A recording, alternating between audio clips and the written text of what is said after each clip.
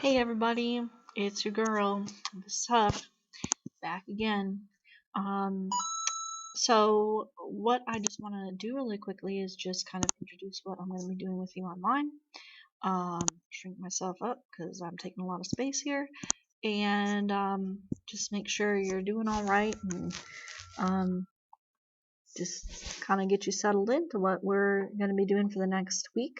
And then we'll kind of keep adding some stuff, and I'll put these lecture notes and other notes up online for you. Um, so when you guys left, we were kind of talking about organelles. Hopefully those notes that we did when you were gone helped you. I know I have them all, so it doesn't really help you at home. So as long as you have access to the internet, you can watch this video. There's plenty of other good videos. I mean, really good videos about organelle cell types that you can use. The lights just went off in my fancy studio, as you can see, and they won't turn on. That's all right. We'll just roll with it.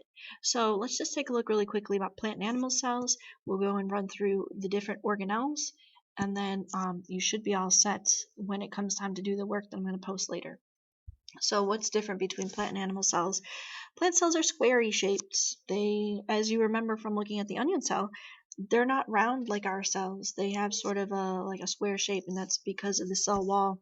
They have a cell membrane and a cell wall that gives them their rigid structure. That's why plants are hard. Like if you go to a tree and touch it, it is not soft. In case you haven't done that, I recommend just taking a minute to go outside to your nearest tree and just double checking for yourself. Or when you eat vegetables, eat your vegetables first of all. You bite into them, they have a crunch to them. Okay, so they have a cell wall. They have chloroplasts, which contain chlorophyll, which are green. And usually plants are green. There are other pigments that give them other colors that sometimes we see at different times of the year. But they have chloroplasts, at least in some of their cells, to make food. They usually have one large central vacuole to store water. It also helps give them shape. Animal cells are roundish, as you remember seeing your own cells under the microscope. They kind of looked like a glob. They only have a cell membrane, no cell wall. You don't have a cell wall. I don't know about you, but I'm pretty squishy. I'm not. I don't feel like bark. There are no chloroplasts. You can't go outside and make your own food, which I know sucks.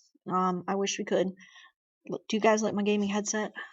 I told you I was cool in secret. So they have a few small vacuoles to store nutrients and water, and some can move.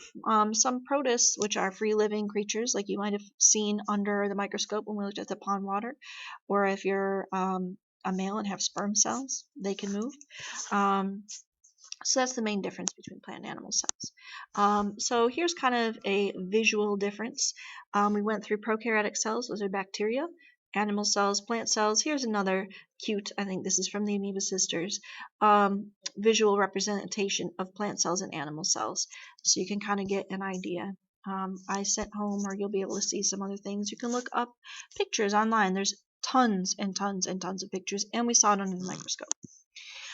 So the most important organelles that you're really going to need to know that they frequently test on are these: nucleus, mitochondria, it looks like a jelly bean with lines inside, ribosomes. I one time had a girl tell me they look like little rhinestones. Those are little dots. They're red in this picture. Vacuole.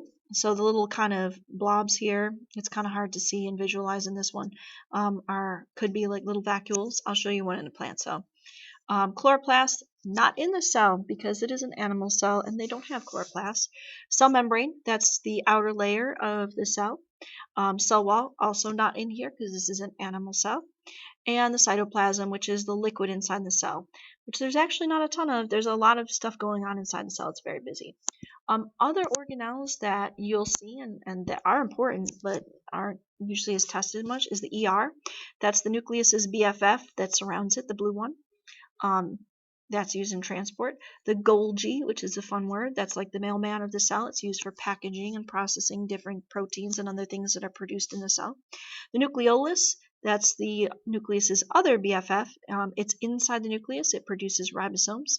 Cilia, which you can kind of see on the outside of this cell. We saw a video of it. It's the little hair-like structures that help in movement. Flagella, which is the whip-like tail, a very fun word. So that's not in this picture. Pseudopods, also not in this picture. That's like what an amoeba has to move. That's like the oozy false feet. The contractile vacuole and the eye spot, which we talked about in class. So the one that squeezes out extra water, like it's peeing it out, and the eye spot, which is used to detect light and darkness. So just kind of going over really quickly, here's the nucleus. A lot of times they refer to it as a control center, the brain of the cell. It's there to protect DNA from harm.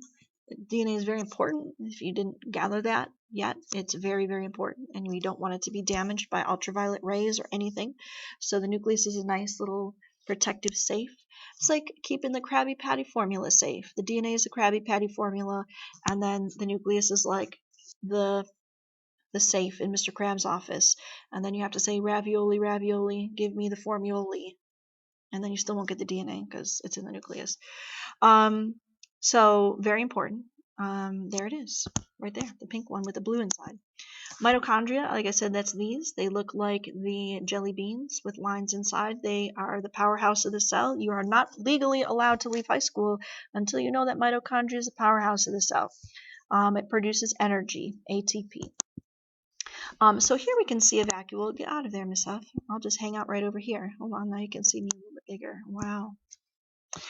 Here's the big central vacuole in a plant cell. It looks like it's just carrying water because that's what it mostly does. We have the cell membrane. That's the semi-permeable layer. That means it lets certain things in and out. It's the outside of the cell.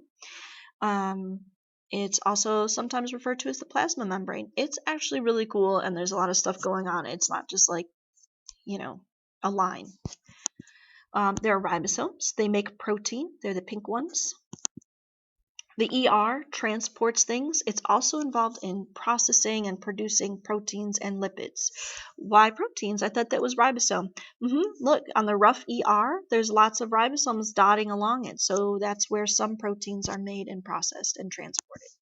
The Golgi. So once things are made and processed in the ribosome or in the ER, they head over to the Golgi. It's like the post office. It'll package them up in these little bubbles called vesicles. Those are these green bubbles here. And ship them off either in the cell where they need to go or outside the cell. Plant cells and fungal cells and prokaryotic cells like bacteria have a cell wall. It helps give the cell its shape and structure.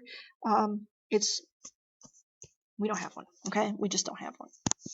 Chloroplast, they're these green ones that have like little pancake-looking guys in there. Those things are involved in making food, not energy. They make food. They take in sunlight energy, CO2 and water, and they produce food, sugar, glucose, and they also produce something that we love, oxygen. Thanks, plants. Okay, so I just wanted to run through those really, really, really quickly with you so you have it when you're doing this work, and it's a really easy, simple introduction or extra learning for these organelles. So I hope that helps. I hope you guys are staying sane, being good. Okay, you know who I'm talking to. You can imagine. Okay, be good. Take care of yourself. I hope that I get to see you guys really soon because I miss seeing you. All right. Well, take it easy. I'll see you later.